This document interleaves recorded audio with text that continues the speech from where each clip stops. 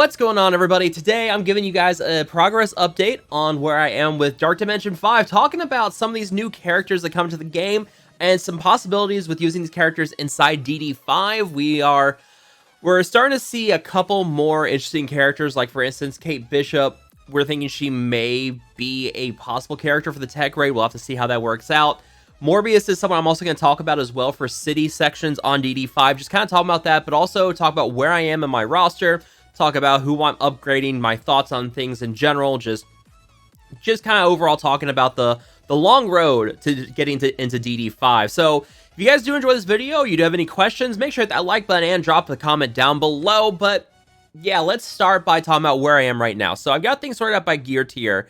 I now officially have 6 characters at tier 16. It was funny. I had Icarus and I had Ravager Stitcher, and I was like, it was just kind of like everything had plateaued because I was missing a unique both from Shang-Chi and Cersei, and Symbiote Spider-Man, and Star-Lord T'Challa.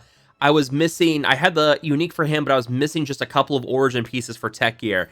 And then in a period of 24 hours, a switch flipped. I got all 3 uniques that I needed from supply section, which was absolutely insane. I got what I needed in the origin gear for Star-Lord T'Challa from the teal great orbs.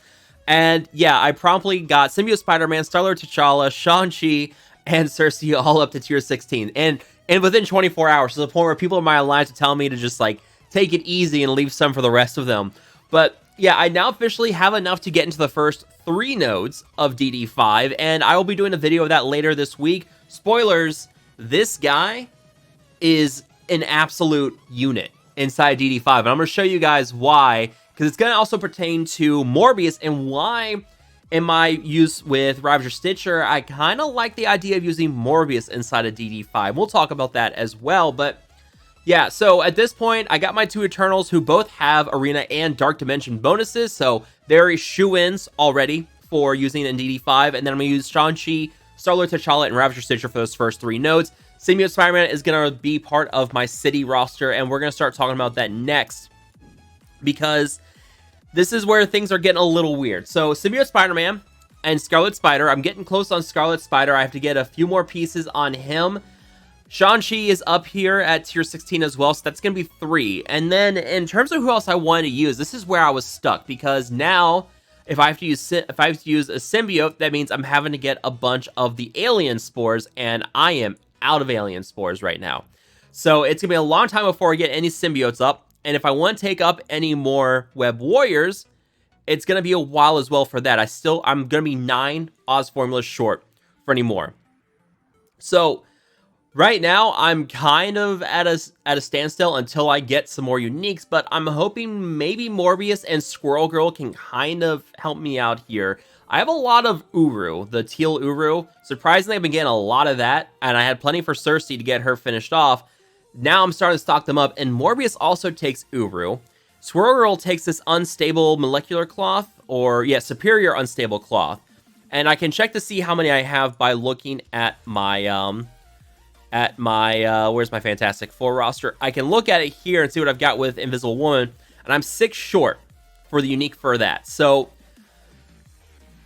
iffy, and the reason why is that if I look at my city roster right now, I don't really have a healer on the team, and a healer would be nice. And Squirrel Girl just got a massive rework. Now most of it is tied to Young Avengers, so all this passive does pretty much nothing. But she does give this where she cleanses and heals. She calls the ally with the most damage to attack the primary target, which I don't know who that's going to be off the top of my head. It's probably going to be Shang-Chi, which is fine because I believe he'll apply slow, and he can double tap if I'm facing someone who's got more another debuff besides speed down. And I've got that already with Scarlet Spider and Symbiote Spider-Man. And I'm going to have Bleeds with Morbius if I do want to take him up as well. So calling Shang-Chi to double tap, that's going to deal a lot of damage. I like the idea of it. So she's my tentative 4th right now on City. Now, in terms of that 5th, Morbius is an option. I could also do any one of the Web Warriors. Right now, Cloak and Dagger, as much as I want to use them, they're just so far away. I still need to finish off my Mystic Gear for Doom. And then I kind of need to consider what I'm going to do for Legendary. And at this point, I'm probably just going to leave Cloak and Dagger alone. They are doing just fine for me at tier 15 inside the Doom 2 raid. Not an issue. I'm definitely not taking Ghost Rider up to tier 16. That one, there's no real synergy there, and he's not going to carry the Dark Hunters team in war, much like Morbius is, I think. I think Morbius is going to be like your gear priority for Dark Hunters on war offense, just because of what you see in him in his kit. And yeah, again, we're going to talk about that here in a moment. So I could possibly do Web Warriors. I mean, I could do Ghost Spider, possibly. But I have very low red stars on her, and I don't want to do Spider-Punk. Even though I've got him at 5 red, I'm not a fan of using Spider-Punk because Spider-Punk is kind of like the odd man out of the Web Warriors team. As crazy as that sounds, he's kind of the odd man out. So I could also do OG Spider-Man and Spider-Man Miles. Possibly. The reason why I have Scarlet Spider is because he's going to have a lot of healing on his own. He's got a Dispel on his ultimate.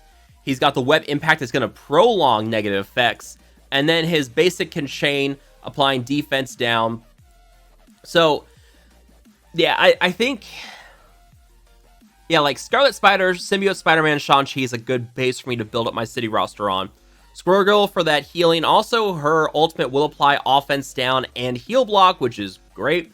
Can't miss and can't be countered, so that's always nice to have too. She's also got it on her basic here with applying offense down.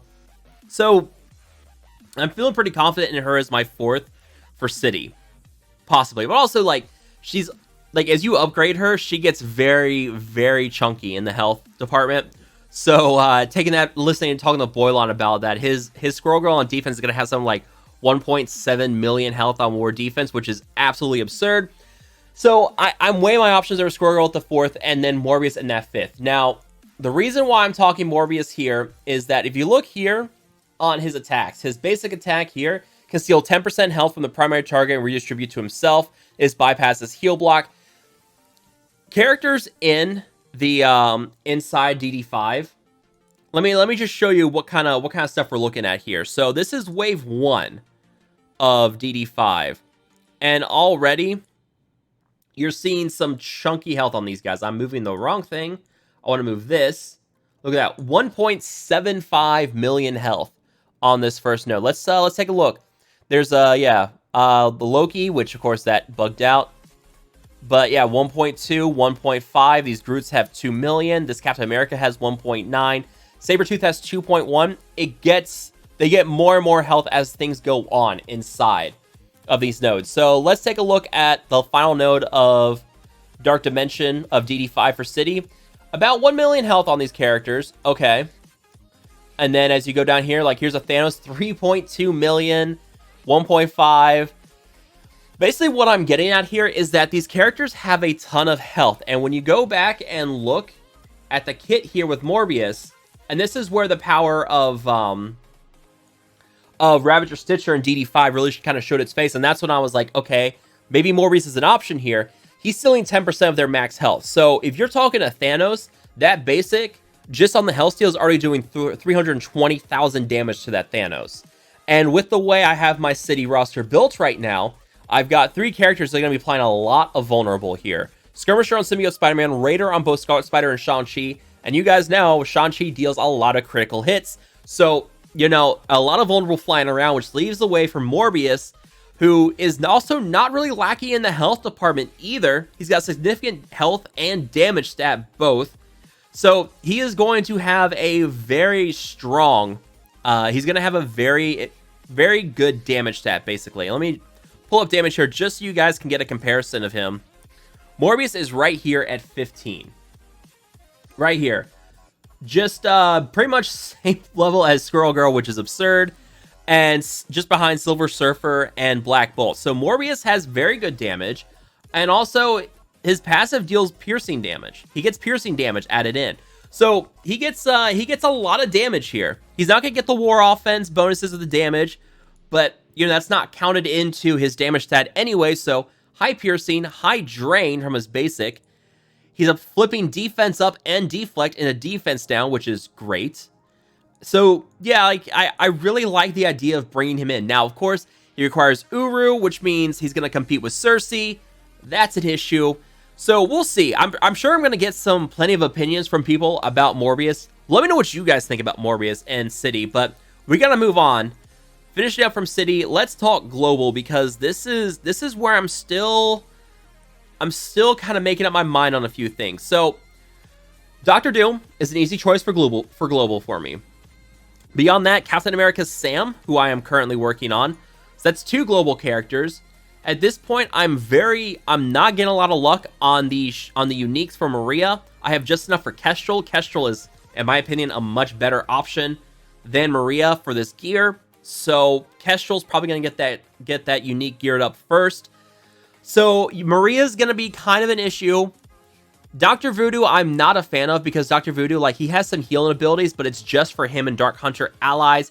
He can do that, he can do, like, that mind control and ability block, but his soul manipulation is an 8-turn cooldown, a very, very long cooldown. Doctor's Orders, it's like a mind control barrier. I'm not too keen on him for DD5, I think. I mean, we'll do testing when we get him on the playtest server. I can take him in DD4 and see. But right now, Doom, Sam, and then it's kind of not sure from there. I'm really thinking Emma. Not only because I have the gear to do it right away, but also because Emma has constantly proven to be one of those characters that just continues to be a meta character just for this passive here. With the minus 10% speed to all enemies, the team-wide cleanse, the enemy team-wide dispel, mind control, the flipping or dispelling of effects on her basic while she has charged or doesn't have charged. She's just a very good all-around character. It's gonna be a long time before she gets pushed out. And that speed meta, that speed difference, more than enough already to make Emma a constant plug-and-play character. It's what I use to get my Ravagers to beat Eternals in War. She's just good. So I am kind of short on who my mutant options are right now. I've got Omega Red and Jubilee for sure on mutants for Legendary. Emma Frost, spread the mutant gear around, and I'm definitely not short on mutant gear. You can see right now, I've got 5 mutants. I've got 5 mutant mini uniques crafted right now. I've got 2 sets of teal origin gear ready to go for mutants. So I'm not necessarily going to be lacking on the teal mutant gear anytime soon. So she's a good option for me. You see, I've even got a crafted one from Pocket Dimension.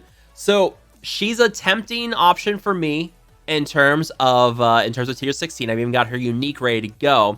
In terms of the other 2 spots in global, well, one's going to be Kate Bishop. We're going to test this. She's a possible one. Her unique is going to be the Unstable Molecular Cloth, which I just used to finish gearing up Shang-Chi. So, and speaking of which, someone just reached tier 16 on Sharon Carter. And maybe Sharon Carter. Like, this, I'm still quite a ways away. Like, I still have to finish off my city notes, and then global is next. And I have a few different options. I could do Sabretooth, but I am out of Unstable Molecular Cloth at this point. So I can choose either him, or I can choose Kate Bishop. And I'm probably going to lean Kate Bishop, because my Weapon X is fine where it is, and Kate Bishop's part of this new Apex War defense team. There's possible usefulness for her and raids as well. Using her in Dark Dimension 2 at the same time. We'll see. So she's an open 4th spot. And then in terms of that final spot, yeah, I don't know. The 5th spot, I don't really have anything set yet. Doom, Sam, Emma, possibly Kate. And I don't know beyond that. I don't really know beyond that just yet. If I do end up getting a whole lot of shield tech out of nowhere, then Maria's back on the table. But also, like, this is going to be months. Like, it's going to be months before I get to the global nodes, probably, because of how long it takes for us to get teal gear. So, I'm keeping my options open. We'll see how things go there. But then finally, Cosmic. I'm pretty much set in Cosmic. Most of the characters I have at tier 16 are Cosmic. Cersei, Icarus, T'Challa, Ravager, Stitcher. I'm going to be using Kestrel to round this out. There's no reason not to. There's going to be plenty of defense down flying around between Icarus flipping defense up and a defense down. Star-Lord T'Challa applies defense down. He can apply blinds and steal ability energy. Kestrel with her in the defense down. I mean, yeah, Kestrel's an easy choice for me at this point. She's going to be my 5th. There's really, There's really nothing else here that I'm going to choose for that 5th spot in Cosmic, unless we get some much better Cosmic option in the future. But then finally we get to Legendary. All right, so Omega Red, Jubilee, Doc. I have no idea where to go from there. Because, I mean, I have 2 great Mystic options in Adam Warlock and Ebony. Ebony's health steal would be great. I mean, you saw how much health these enemies have. So he's going to basically heal up my team to full every time he uses that ultimate. So it's a good option. Phoenix, I'm not keen on. Black Bolt, I'm not keen on. And I'm sure as heck not taking Shuri, Star-Lord, or Iron Man to tier 16. Absolutely not. And same with Invisible Woman. So, yeah, this is one where, like, this is the final stretch of the nodes here, and we'll see what happens in the future. Maybe we get Blade as a legendary. Maybe not. We'll see what happens. If Blade does become a legendary, well, then possibly a good DD5 option. But again, this is, like, way, way off for me. So I'm not really worried about this right now. Jubilee, Omega Red, Doc, and then I'll see how my Mystic gear goes. But I believe Adam Warlock is a very expensive gear. Yeah, 1, 2, 3... Yeah, so he's going to require 5 teal items, and I believe Ebony Maw is about the same. Yeah, 1, 2, 3, 4, and 5. So, yeah, I'm probably going to have to choose either Adam or Ebony. In that case, I'm probably going to choose Adam, and then I'm going to find someone else here to take up the tier 15. And I don't like any of my options here. Black Bolt's been power crept. He's so powerful, but Black Bolt's been really power crept. Invisible Woman, I mean, no. Just no. Definitely not these 3. I mean, I can see the appeal of Shuri if you're using her for tech. But I don't really use Shuri for tech, so I'm not really worried about that. And if you want to take Star-Lord and Iron Man up to tier 16, hey, it's your funeral. Magneto, if he's one of the Horsemen for Apocalypse, he's going to get a rework. So possibly an option for him. But we'll see. Nick Fury, I'm not feeling. Yeah, my legendary options are either incredibly expensive or really, really bad. So we'll see how this all plays out. Yeah, that's pretty much where I'm at right now. I'm gonna start doing some videos with these first few nodes of DD5, just kind of showing how my team does with these silly little. I mean, I can't believe that this is my team going into DD5. I never thought I'd be taking 2 Ravagers in a DD5. How absurd is that? But yeah, this is going to be my team for the first few nodes of DD5. We'll see how it all plays out. But I'm going to wrap it up here, guys, for you. Let me know what you guys think down below. As always, if you guys enjoyed this video, make sure that like button, share, and subscribe. Let me know what you guys think. Do you guys have other options you're considering? Do you guys like or dislike these options I'm using for DD5? Let me know down below, as always. But as always, guys, I will see you guys next time.